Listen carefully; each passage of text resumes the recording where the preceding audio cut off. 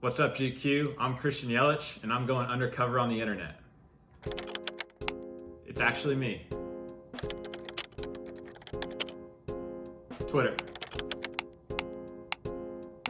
Jeff Guerin asks, I'd love to know, when you're at bat, do you have time to recognize where the pitch is going and swing, or you just have to take your best guess when the ball leaves the pitcher's hand? You know, you can tell what's going to happen.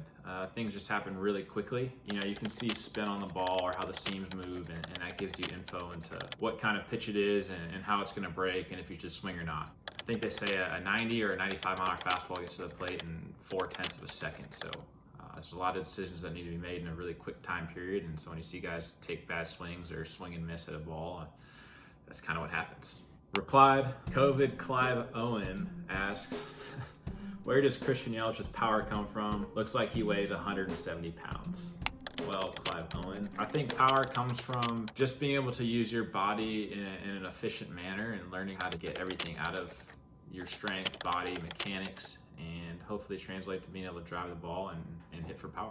Next, Matthew Minsky asks, at Christian Yelich, who was your favorite baseball player back when you were a kid? My favorite baseball player was actually Derek Jeter growing up. He was always the guy that seemed to get the big hit in the big moment. So he's the guy that I looked up to and got to play against him in a spring training game when I was a rookie, and it was one of the cooler moments of my career. Cora, seriously, it's actually me.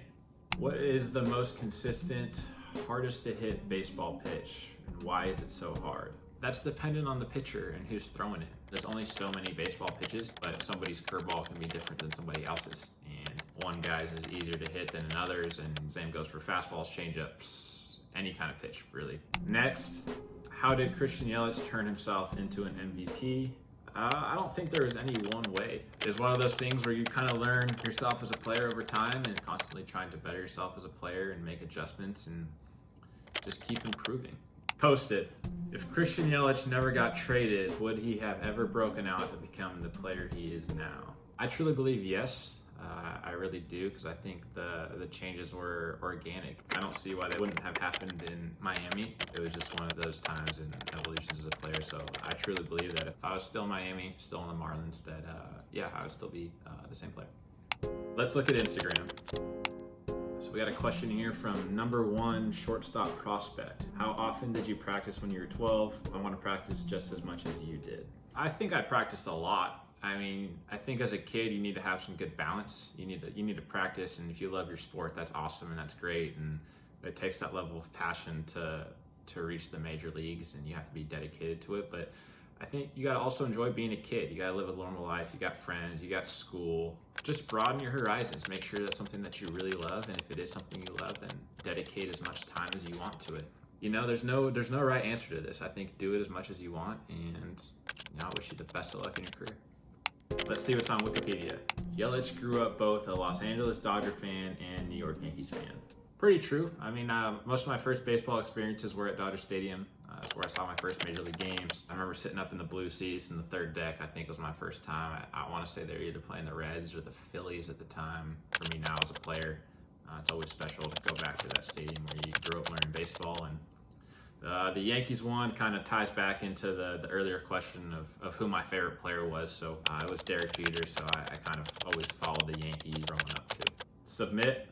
Yelich appeared in an episode of Magnum PI that aired on March 4th, 2019.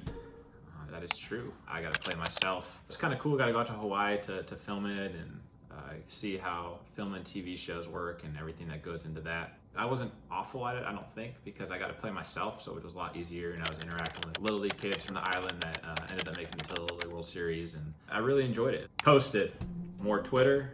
Shane Dickinson wants to know if I would ever have any interest in being a manager/coach after my career is over. At this point, I'm far enough away from my career being over to where I really haven't put much thought into it. It's a lot harder job than people think it is to be the manager. As players, we have long days, but coaching staff, they really have long days. And I say at this time, I don't think so. It's a long way off, and things can change. Replied, Mike Unleashed. He wants to know, why do we have managers? Why not just have computers? We can have the automated manager. Well, Mike, it's not as simple as that. Being a manager is a lot harder than it looks. I think people think they just write the lineup card and then they're sitting back and chilling. But there's a lot that goes on. You're managing people, you're managing a ball club, and computers are great. They give you info, they give you data, but there's still a human element to it. Managers know how guys are feeling. If a guy is battling an injury, if he's hurt, there's a people aspect to it. Replied, Robert Murray. I know Robert. He said that Andy Haynes, who's our current Major League hitting coach of the Brewers, once told me that Christian Yelich and JT Realmuto went to Chipotle 142 days in a row when they're in the minor leagues together. I don't know if we actually went 142 days in a row. That would literally be every day of the minor league season we went to Chipotle. I mean, we might have been approaching triple digits, maybe a little less, so we definitely put some of our time in our minor league stops. YouTube. You may not believe it, but it's actually me. Delirious Dinosaur, what a name. Wants to know, do all baseball players have homes in Scottsdale? I would say all baseball players have homes in Scottsdale, but spring training's in Arizona. A lot of people enjoy being out here. So I myself live out here part of the time. Moving on, Donkey J Kong 1213. Christian Yelich, how good are you at catching a football? Depends on the day and who's throwing it. Some people can spin it pretty good and it's a little bit hard to catch, or if you're wearing gloves or not. It's a thing that's kind of hit or miss for me. I try to pride myself on thinking I'm pretty good, but we'll see.